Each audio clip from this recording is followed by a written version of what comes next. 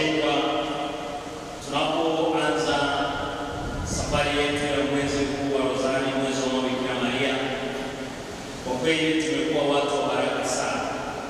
Na mimi sisi kama na wewe pia barikiwa hivyo, wale ambao walikuwa kule kwenye kongamano kule, walimu wetu leo wametukumbusha mambo mazito na mengine ambayo mimi nilikuwa nimeshasahau, lakini wametukumbusha mambo mazito kwamba baragumu limepigwa na mwaka huu 2025 ni wa kwetu mimi na wewe.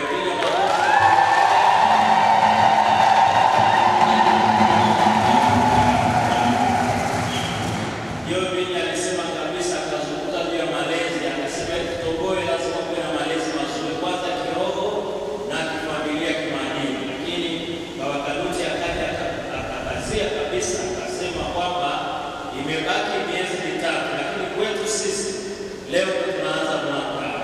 Tusije sisi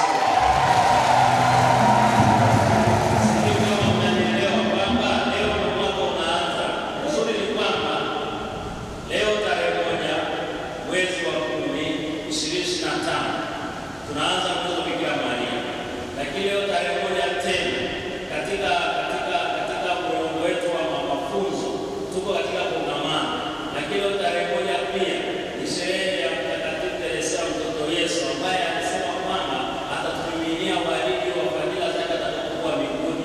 Kwa hiyo ni baraka nyingi, tuna kila sababu ya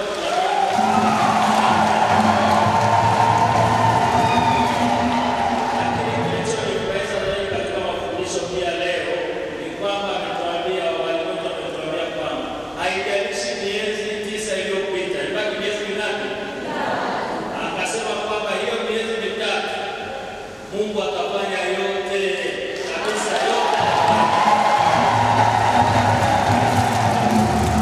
Na mimi nikakumbuka maneno ya Mungu, anasema hata miaka 1000 duniani kwa Mungu ni siku moja, haijalishi ya wakati.